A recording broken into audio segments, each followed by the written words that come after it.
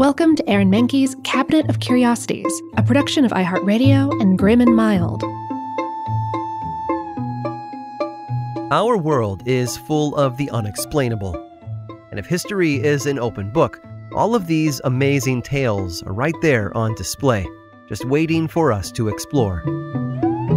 Welcome to the Cabinet of Curiosities.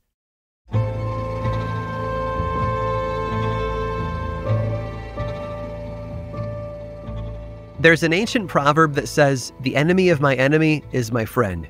When two factions oppose a mutual threat, they can join forces to defeat them. Just before the start of World War II, Finland had two enemies, Germany and the Soviet Union. And because of one side's aggressive tactics, it had to make a very unfortunate friend of the other. You see, Germany and the Russians had divvied up Finland, Latvia, Estonia, and several other Baltic states as part of the Molotov-Ribbentrop Pact. The Soviets invaded Poland in mid-September, then tried to negotiate a portion of Finnish territory for their own uses. For one, they wanted to install a military base on Finnish soil, just as they had done with several other Baltic states. But Finland wouldn't have it. So a second conflict, known as the Winter War, kicked off between the two parties. It resulted in many casualties and the eventual signing of the Moscow Peace Treaty, which gave the Soviet Union 1/10 of Finland for themselves. We look back at the Soviets as allies who helped us defeat the Nazis. But after the Moscow Peace Treaty was signed, many countries saw them as a bully. And Finland had no interest in aligning themselves with Germany, as they were still seen as being associated with the Soviet Union. After reaching out to the United Kingdom for help but getting a refusal, they realized that they had to solve the problem on their own. The Soviets continued to push into Finland, and so did Hitler. With nowhere else to turn and Hitler's rejection of the Molotov-Ribbentrop Pact, the Finnish were forced to partner with them against the Russians.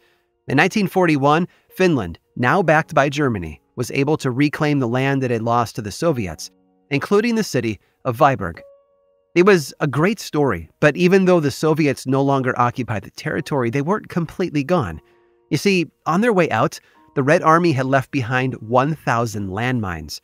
And those mines started exploding all over the city. It was believed that they were on a time delay, but toward the end of August of 1941, Finnish forces soon discovered the truth. Under one of the town's bridges, a mine had been deposited, packed with 600 kilograms of an explosive charge. Attached to the charge was a small device, which was taken to an engineer at the communications department. And that engineer took it apart and found something amazing. A small radio receiver inside. The mines had been designed to go off when their internal radios received a remote signal at the right frequency. When that signal was received, boom. And worse yet, similar receivers were found on all the mines around Viborg. After some more digging, Finnish engineers found out that the signal was close to the AM frequency used by public radio broadcasts.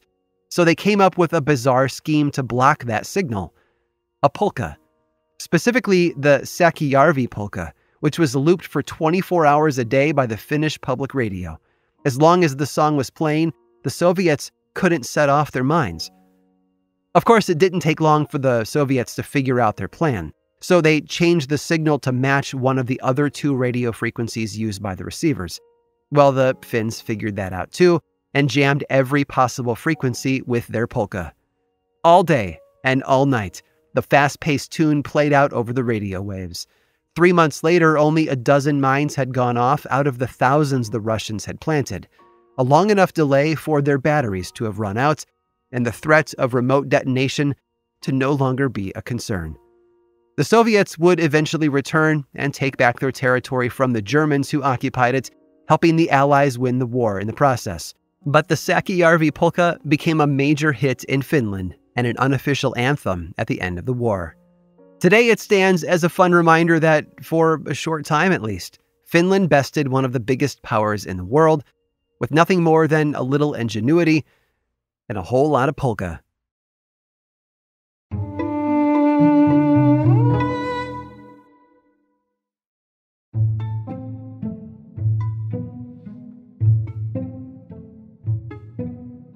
Few industries have seen as much innovation over the years as that of the auto industry. From steam engines and the electric starter to cruise control and intermittent wipers, cars have never been strangers to leaps in technological advancement. Aside from alternative fuel sources, one area of immense change has been in the materials used to make car bodies.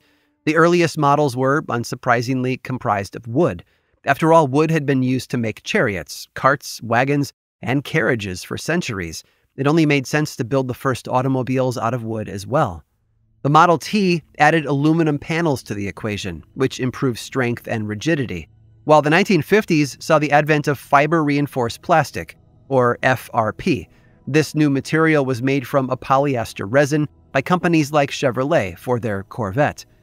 But back in the 1940s, one automaker tried to revolutionize the fabrication of his car's body panels, and he didn't turn to metal or fiberglass. He looked to the farm. That's where Henry Ford grew up, on a farm in Michigan, and he hated it. But no matter how far away he got from that farm, he never forgot about his experiences there. They stayed with him, even as he developed his first automobile, his factory, and his eventual empire. Perhaps inspired by his time in the fields, he developed a fascination with pushing the limits of agriculture. So much so that he cultivated a friendship with the inventor who came up with over 300 uses for the common peanut, George Washington Carver. Carver was heading the Tuskegee Institute in Alabama at the time, but traveled to Michigan to assist Ford with his next big breakthrough in automotive technology: soybeans. Ford saw the soybean as an alternative to other materials being used to make car parts. To demonstrate his seriousness at the prospect, he built a factory dedicated to his next big thing, the soybean car. Of course, the car itself wouldn't be made from pure soybeans. The beans would be used as the basis for a new kind of plastic. Ford believed a plastic car was safer than those made of steel. If it rolled over in an accident, it wouldn't get crushed, and using plastic would free up metal for tanks and planes during wartime. Henry Ford had planted the seeds for the next automobile, and he put designer Eugene Gregory in charge of nurturing the soil, so to speak. The soybeans car frame was made of tubular steel, upon which sat 14 plastic body panels that were easily assembled. The windows were made of acrylic, and even with a V8 engine inside, the vehicle was surprisingly light, less than 2,000 pounds. Ford allegedly tested the soybeans' plastic resilience by whacking it with an axe. According to a video of the demonstration, he couldn't make a dent.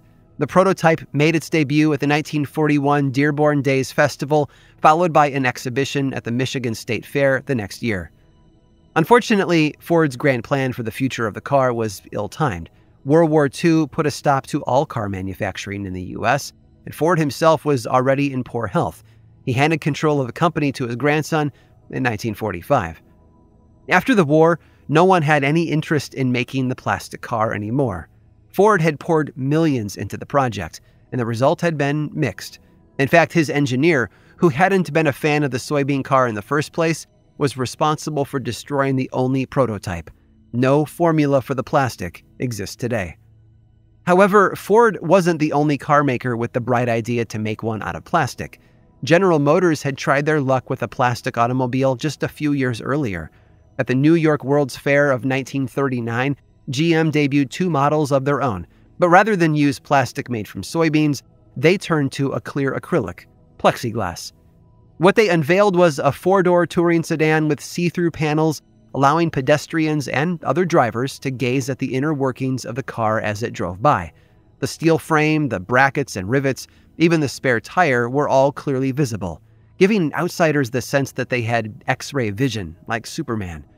And just like Ford's soybean car, GM's ghost cars were never put into production. They were primarily designed as display pieces to show off the benefits of plexiglass. Plastic cars have popped up every now and then over the years, but steel continues to be the material of choice for today's automobiles. It's a fantastic idea, though, but one that seems to have never succeeded in taking root. I hope you've enjoyed today's guided tour of the Cabinet of Curiosities. Subscribe for free on Apple Podcasts or learn more about the show by visiting curiositiespodcast.com. This show was created by me, Aaron Mahnke, in partnership with How Stuff Works. I make another award-winning show called Lore, which is a podcast, book series, and television show, and you can learn all about it over at theworldoflore.com. And until next time, stay curious.